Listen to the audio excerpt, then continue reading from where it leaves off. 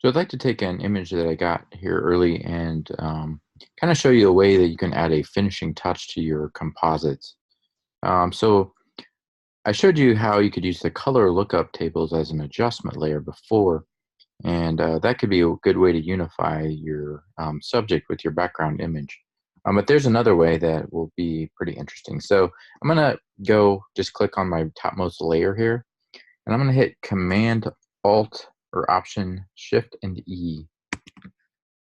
And what that does is if I just look at this layer by itself, it basically merges all the layers below and combines them into one single layer.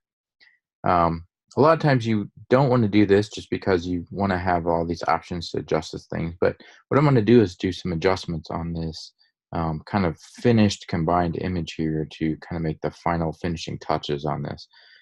So now that I have this as a combined layer, I'm actually going to make this a smart object so that I can put a smart filter on it. So I'm just going to right click and do a convert to smart object. Then I'm going to go to filter, and we're going to go revisit our camera raw filter. This is just going to give us a lot of options to work on color, contrast, clarity, vibrance, things like that. So let's go ahead and click on this. And so what I want to do is, and now this is all up to the artist as well, because this certainly as is could be a finished piece, but what I'm going to do is I'm just going to add a lot of clarity to it. I'm going to make this a very intense kind of image. So really going to crank up the clarity. I'm going to crank up the vibrance of this as well. I'm just going to really bring out the color, maybe even a little bit of saturation.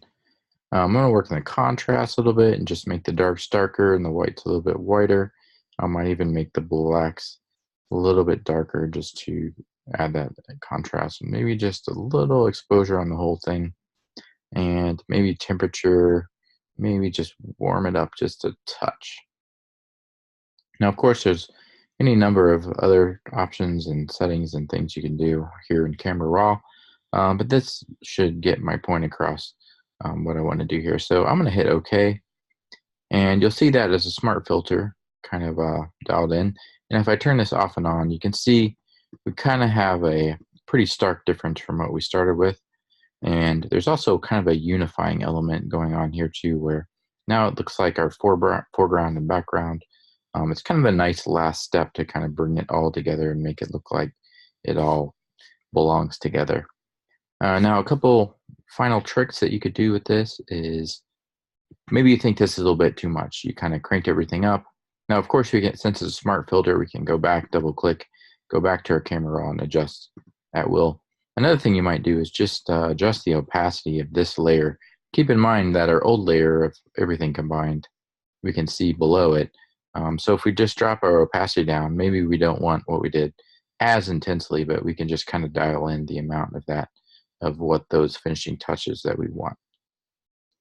One other thing that you could play around with is this comes with a layer mask, your smart filter here. So what you could do is, and you can actually also apply a mask to the layer itself. You can kind of go either way with it, I suppose.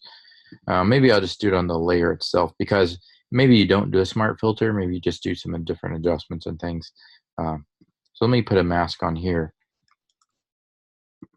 And so by default, a white mask, that's just showing everything.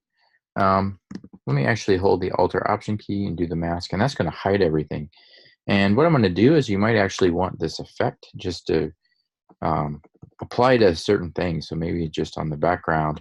So if I paint in white with a brush, maybe I want just all that effect to happen on the background and not both. Now, you kind of lose that whole unifying aspect that I talked about at the beginning here. But or you might want to bring it, maybe I'll make her shirt a little more intense, maybe her hair, just like a few spots, maybe not the whole thing, maybe some of it I'm going to leave not as intense. So it's kind of cool, though, that you can just really paint in where you want that effect to occur specifically if you use that mask. Like I said, you can use the mask on the smart filter itself in the same way. So anyways, I hope this just helps you understand a little bit about what you can do, just kind of some finishing touches on your work.